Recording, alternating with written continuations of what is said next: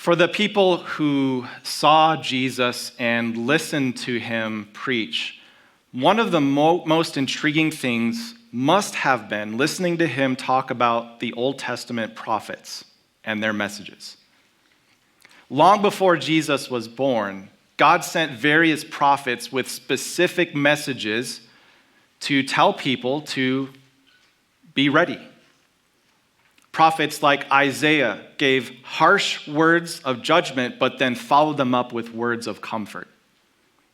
Prophets like Jeremiah would lament at the state of sinfulness that the nation of Israel had fallen to. Each prophet in his own way foreshadowed the coming of Jesus himself. And so if you were sitting there listening to Jesus, it must have been remarkable hearing him speak the words of Isaiah and then closing the scroll and saying, "These words are about me." What we're doing today is getting into the prophet of Jonah. And here's the interesting thing about Jonah. He didn't have much to say. In fact, his entire prophecy can be recorded for us in 7 words. And we're not even going to get to those words until week 3 of the series. And yet, Jesus made special reference to Jonah. Not because of what Jonah said, but because of what Jonah did and what God did through him. And if you're not even interested in the story of a man who was swallowed by a big fish, which all of us should be, just listening to what Jesus said about him should make us know that this is worth our attention and worth our study. One day, some people were talking to Jesus and they said, "You claim to be God, prove it. We want some sort of sign, some sort of miracle. We want to know for sure that you are who you say you are." And here's how Jesus responded. He said, "A wicked and adulterous generation asks for a sign, but none will be given it except the sign of the prophet Jonah." In other words, you've already gotten your sign. Then he goes on to explain, Jonah was 3 days and 3 nights in the belly of a fish. So also the Son of Man, I, will be in the belly of the earth 3 days and 3 nights.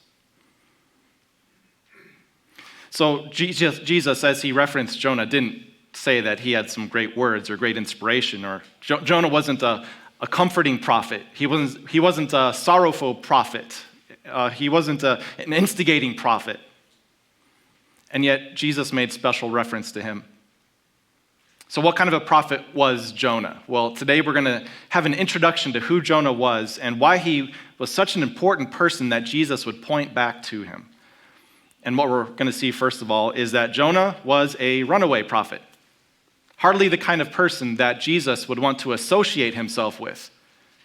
Jonah was a runaway. And I'm not going to get too much into the details. I'm going to let Jonah chapter 1 speak for itself. But just as a means to illustrate for you what a runaway does and why this is significant, I'm going to share with you something that happened to me a few weeks ago.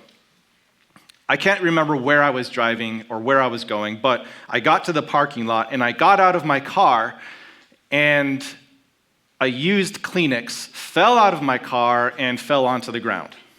Now, best I can tell, this is one of the 200 used Kleenexes that my kids have left in my car, and in spring we will clean them all out, but for now they're just frozen, stuck in my car. But one of them fell out, and you know, some of those days, has it happened to you where something falls out of your car and you think, do I pick it up or do I just pretend I didn't see that? You know, some of you might have thought that.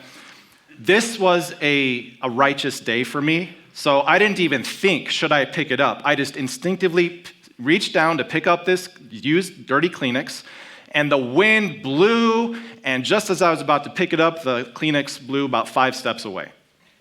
So, all right, I committed. I took 5 steps, reached down, and whoop, wind picked up again, blew it another 5 steps. And what happened next is what I will call the 3-step trash stomp, where you like take 3 steps, you try to stomp it, and you're trying to make it stop running away. And I remember there was a point at which I asked myself this question: at what point do I stop looking like a fool? and just let this probably biodegradable piece of trash just find its home wherever it wants to be. Now, we have to apply that to a lot of different areas of life. How long do you keep trying at something until you just let it go? How long do you keep trying at a career path until you're just like, this isn't for me? How long do you keep trying at a certain investment until you just take your losses and go? How long do you keep investing in a relationship when the other person just doesn't reciprocate? And sometimes we might even ask the same question from God's perspective. At what point does he just let you go wherever you want to go? Because he keeps forgiving you, he keeps restoring you, but it's like every time you're close to where he wants you, you just keep getting blown away by your own desires and your own dreams, and the distance between you just grows and grows and grows. At what point does God just call off the chase? The book of Jonah gives us a unique perspective on this, because we have a righteous person that we're talking about. This is a prophet from God. And we can actually see in 2 Kings, this isn't the only time Jonah is serving as a prophet. He has been doing this before. Jonah is a servant of God, but he's also a runaway prophet. And his story illustrates for us at what point does God give up the chase? And what does God do with runaways like Jonah, like me, and like you? So one thing I love about Jonah is it is self-contained. Everything you need to know to understand the account is there in the account itself. Maybe one thing I want to front load this with is that Jesus referred to Jonah as an historical account of things that really happened. And so that's my stance. That's our stance as a church. Maybe your stance is different. You're not sure if this was a real story or just an allegory to draw some conclusions. But I think it's important to value Jesus' perspective on this story. Just as this happened to Jonah, so Jesus would be in the tomb for 3 days. So here's the account of Jonah. Jonah chapter 1, where we see Jonah introduced. The word of the Lord came to Jonah, son of Amittai. Jonah, go to the great city of Nineveh and preach against it, because its wickedness has come up before me. What we know about Jonah is that he's given at least one prophecy already that has come true. And it was a crazy one. No one probably believed it. But Jonah's first prophecy that we know of in 2 Kings is that he prophesied that Israel would actually expand its borders north into Syria. And the reason this was so unlikely is because Israel by this time was a broken nation. This was around the 700s BC. The Assyrians were the world power, and the Assyrians were mostly located in and around the city of Nineveh.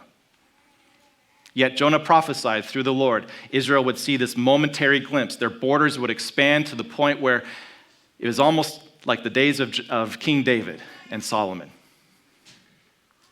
So there's this momentary peace where the Israelites could expand. But now God is telling Jonah, I want you to go and prophesy to the people in the city of Nineveh. Why do I want you to prophesy? Because they have been so evil and so wicked. I need to send a prophet outside of Israel to this enemy, this foreign nation. You see, the only reason Israel could expand its borders is because Nineveh had been muted for a while. They had internal struggles and all sorts of bad things that happened within a short period of time. The Assyrians, those in Nineveh, they had been going through a couple of plagues. There was this great earthquake, and an ominous sign for them was that there was a total eclipse of the sun. And they put all these things together, and they said, things aren't good. Their superstitions just went off the wall, and they went into turmoil for quite a while. There was internal struggling within the Assyrian Empire. And where the Israelites saw an opportunity to expand, God saw a different opportunity. These Ninevites were in a position to listen. And if a prophet from Israel comes to them, they will never be in a better position to listen. But here's what you should know about Nineveh. And here's where I wrestle as a preacher, speaking in front of people and online with a lot of mixed ages. All I'll say is this. The city of Nineveh had a nickname. So, Philadelphia is the city of brotherly love. It's kind of got a nice ring to it. Here's what Nineveh's nickname was. City of blood.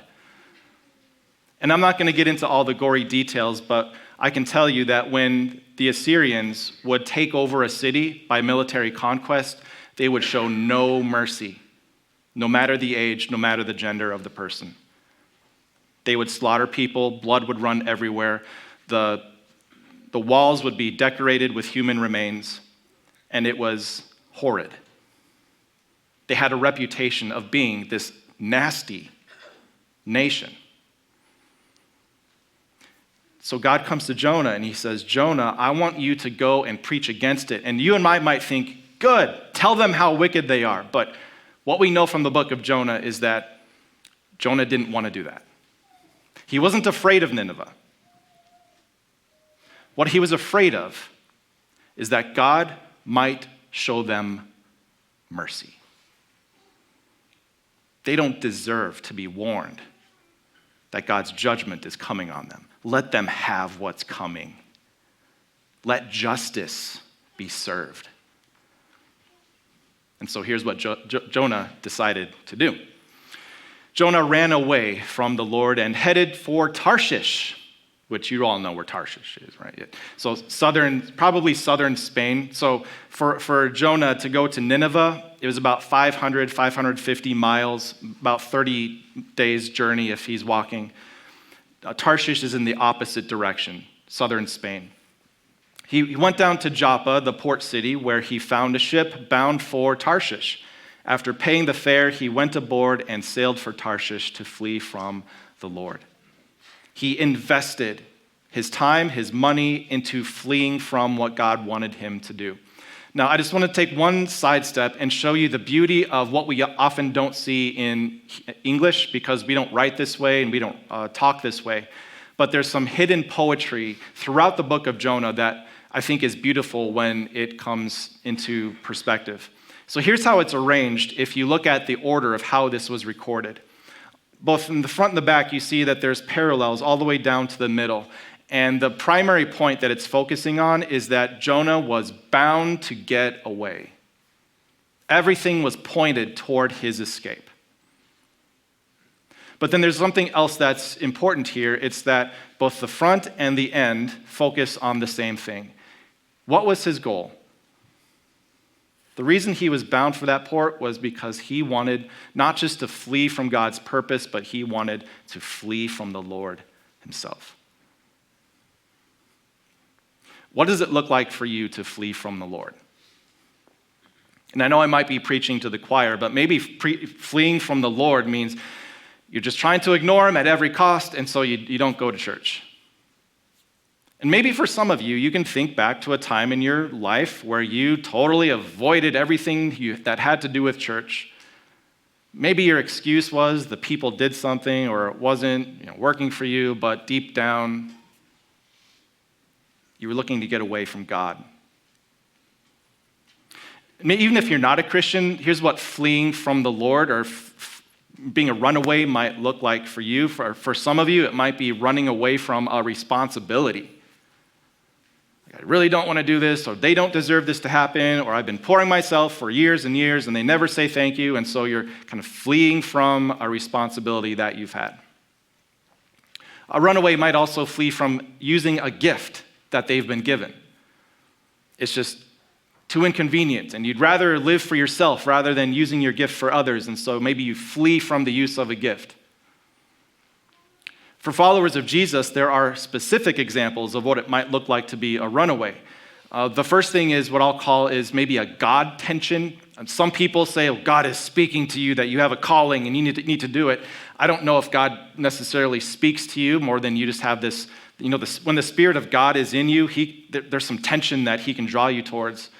Sometimes you'll have this tension that something should be done. You should reach out to someone. It's just compelling you in some way. And you can be a runaway by ignoring that. You can also be a runaway, and again, this is just for Christians, by ignoring who God created you to be. Your body, your identity is not an accident. He created you with a specific purpose and specific roles in mind. And to neglect that and say, I want to find who I am and determine who I am, that's a way of running away. So there's different ways to run away. I guess the question you have to wrestle with is, what am I running from and what am I running to? Jonah wasn't just running from Nineveh, he was running from the Lord. And the way he did that was to get on a ship and head for Tarshish. You can just imagine Jonah, the moment they untie the boat or however they had it anchored, now they're starting to set sail. What is he thinking? What is he feeling? Is there this moment of relief where he says, finally, I'm leaving God. Finally, there's no turning back. Or is he felt with this deep sense of regret? We're not sure what Jonah was feeling, but we know what God should have done. Just like we know what God should do to us when we're runaways. Keep neglecting our calling, our responsibilities. God should just find someone else. And this is where the book of Jonah could end. Jonah chapters 1 through 3, or verses 1 through 3. We're done. Jonah sailed away and God found a new prophet named Amos or whoever it was. And, God could have said, all right, plan B. But the account of Jonah would not be over. Even though Jonah neglected to share God's relentless grace with Nineveh, the rest of the story would be about God showing relentless grace to this runaway prophet. And so verse 4 says, God sent a great wind. He hurled this great wind onto the sea. God wasn't finished with him yet. And wherever you are, God is not finished with you yet. Here's what I can tell you about Jonah. Being a runaway did not disqualify him. Being a runaway did not disqualify him. And if you have some runaway in your present or in your past, that does not disqualify you. God is not through with you yet. As long as you have a heartbeat, as long as you take in breath, God's not done with you yet. You are not disqualified from what God's purpose is for you. And for Jonah, God used a storm. I'm not sure what it will look like for you, but let's look at how God used this great wind, which stirred up a storm, and how he used this as an opportunity to get Jonah back. So the Lord sent a great wind on the sea, and such a violent storm arose that the ship threatened to break up. And before I go on, just keep in mind, these are veteran sailors who've been sailing this sea. They have a very large, very nice ship. It's not like they're on this little rowboat sailing 1,000 miles away to Tarshish. They know what they're doing, and they know what to expect. All the sailors were afraid. They were afraid. And what we're about to see is that this was no ordinary storm. They recognized this had a divine origin for a divine purpose. They were afraid, and each cried out to his own God. And they threw cargo into the ship, because what good is cargo if you can't sell it because you're dead? They threw cargo into the sea to lighten the ship. And then they noticed something. Next verse, Jonah had gone below deck where he lay down and fell into a deep sleep. Now, if you're meeting with your growth group this week, you can discuss what significance this has. For me, here's what I see. Jonah being able to fall into a deep sleep doesn't just show his geographical separation from God, thinking he can run away from God, but it also shows his emotional, internal state of mind. He's so deep in his abandonment of God that he is just shutting down in a lot of different ways. He fell into this deep sleep. The captain went to him and said, "Hey, how can you sleep? Get up and call on your God. Maybe he will take notice of us, and we will not perish." And just pay attention, that there's this difference between the way the sailors talk. Talk to your God, maybe he will have compassion on us. Maybe your God will save us. Maybe your intervening on our behalf will save us. There's this intermediary role that Jonah plays between God and these people as a slight foreshadow of a greater mediator between God and man. And so the sailors, after they get Jonah and they all come together, they said to each other, "Come, let us cast lots to find out who's responsible for this calamity." And casting lots was a way of trying to figure out, divine, like, God, who is this? Or God, what's going on? God, you pick someone.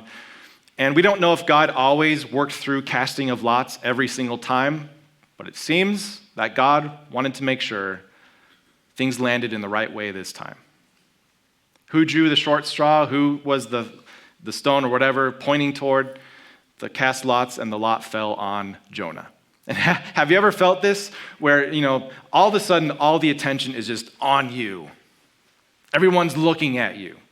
And I wish I could skip this next verse, but it's in the Bible, so we have to read it. But this is just going to bring up all sorts of tension. Here's what the sailors do. They said to him, "Tell us who's responsible for making all this trouble. What kind of work do you do? Where do you come from? What is your country? From what people are you?" Just bombarded with all these questions. This was an interrogation at sea. Sometimes you'll find this when you're wandering from God or being a runaway from God. It doesn't just create tension between you and God, but it creates tension with the people around you. And so Jonah could only do one thing. He knew there was no escaping the inescapable God. Now he knew how foolish it was to even try to be a runaway from the presence of the Lord. So he comes clean. He says, "I am a Hebrew of the Israelite people. I worship the Lord." And maybe by this point you've noticed that the Lord is in all capitals throughout this section. That's a reference to God's personal saving name. This is Yahweh. I worship the Lord, Yahweh. He is the God of heaven. So your gods, you have your temples and your little idols. That's your God. My God's residence is in heaven. There is no temple. There is no form or shape that he can take here on earth. That is his temple. That's where he is. And he's the one who made the sea and the dry land.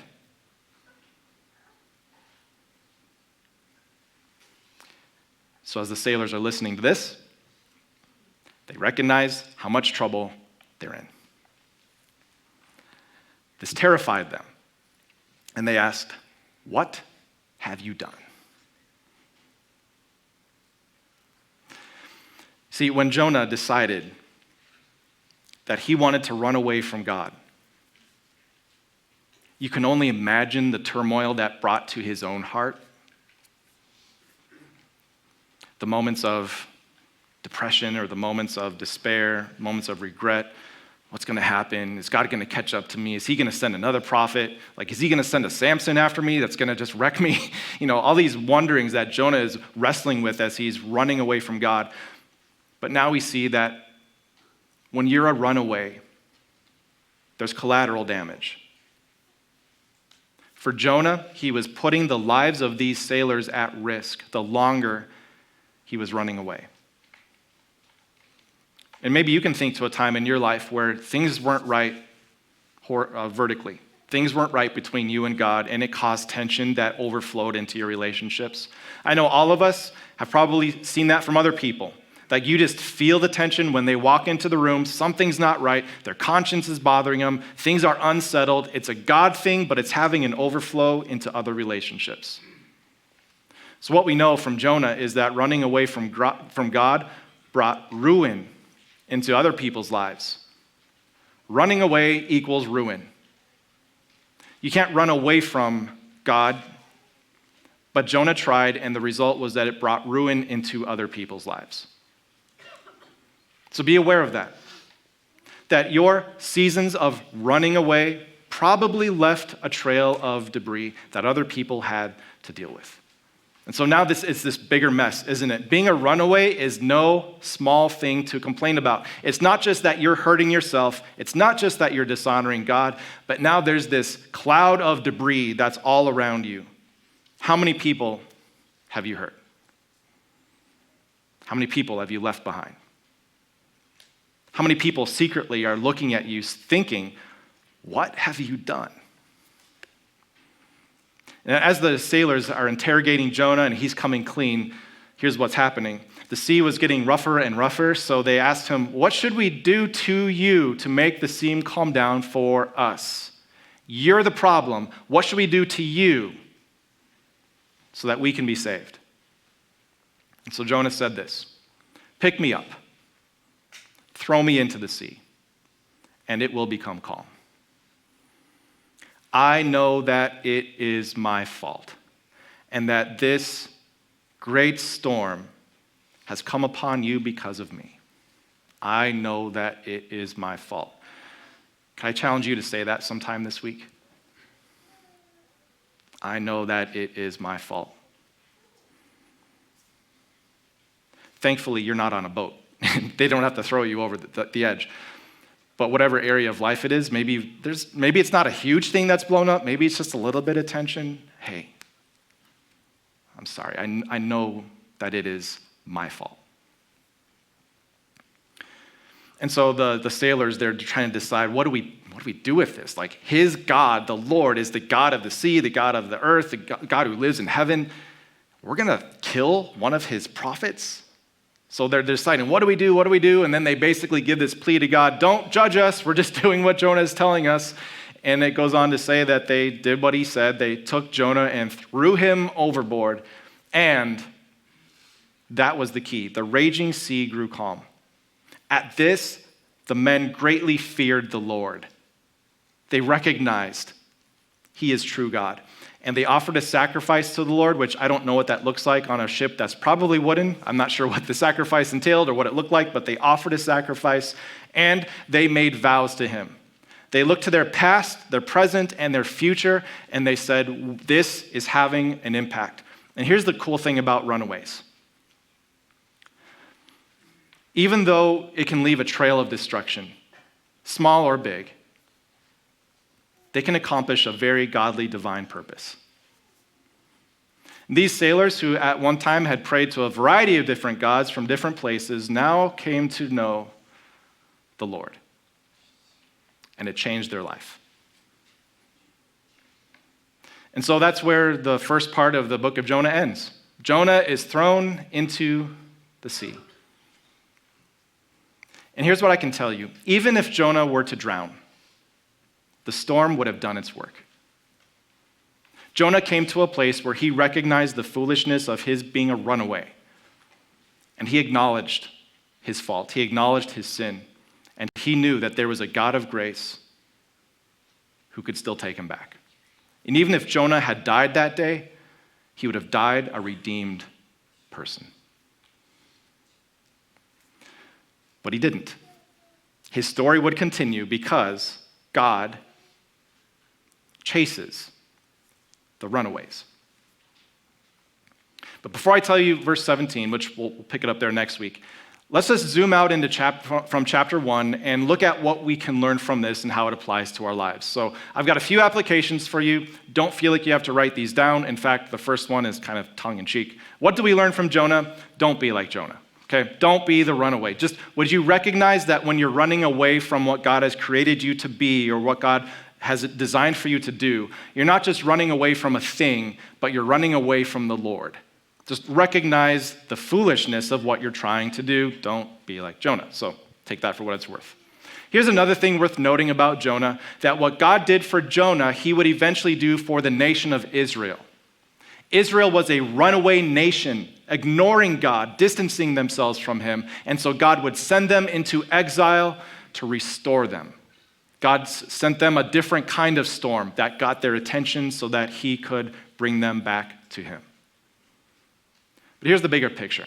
Ultimately, the book of Jonah, ironically, is not about Jonah. It begins with the word of the Lord. And if you want to cheat and go to the end of the book, it also ends with the word of the Lord.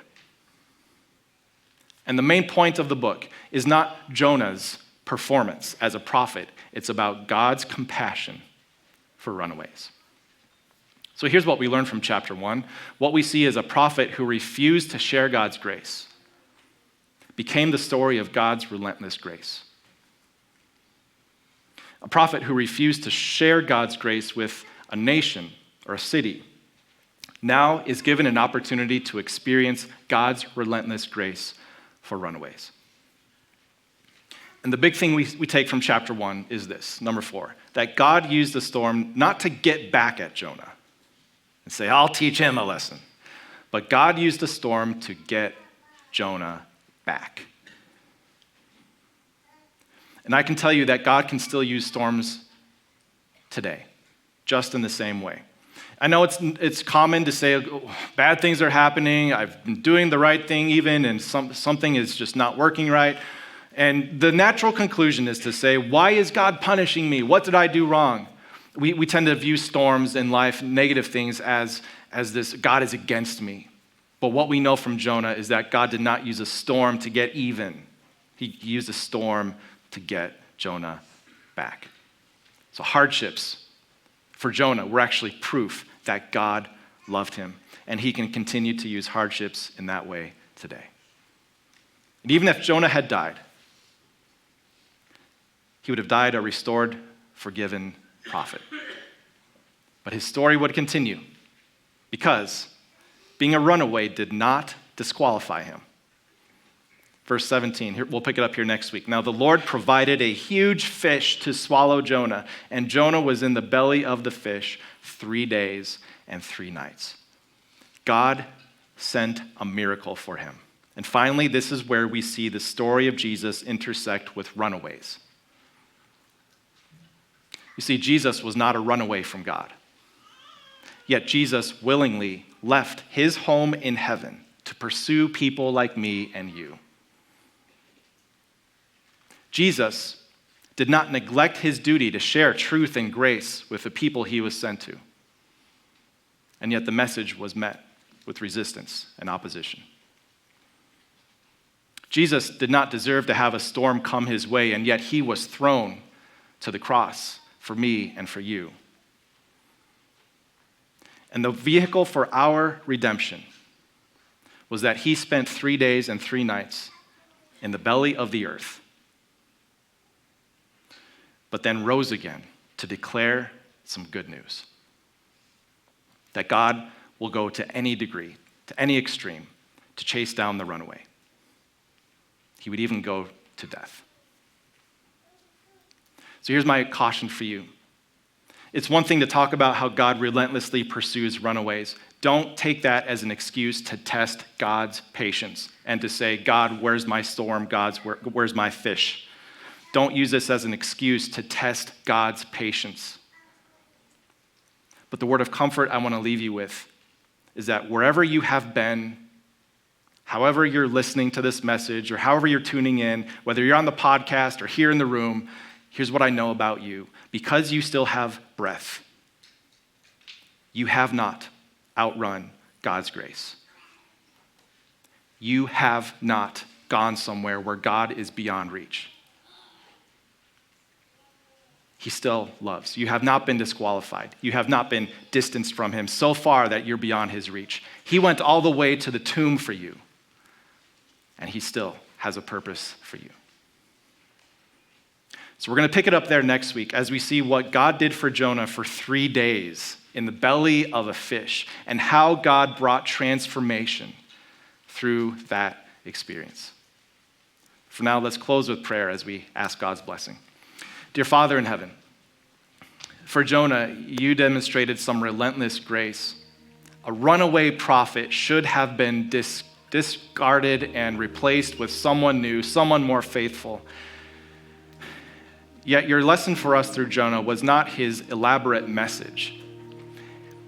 The message that we see from him was what you do for people like him. Each of us in our own ways wrestle with being a runaway. Some of us in big ways, some of us in small ways. Some of us have left a trail of destruction during a season of our life, and some of us might be on the verge of creating one. But in the story of Jonah, you show us that we, wherever we are, we have not outrun your grace. Your grace is relentless, and there is still a time for forgiveness and change. Thank you for Jesus, who solidified this truth for us, that there was no place you wouldn't go for us, including death. May that motivate us and inspire us to find you while you may be found, a God of grace for us. In Jesus' name we pray. Amen.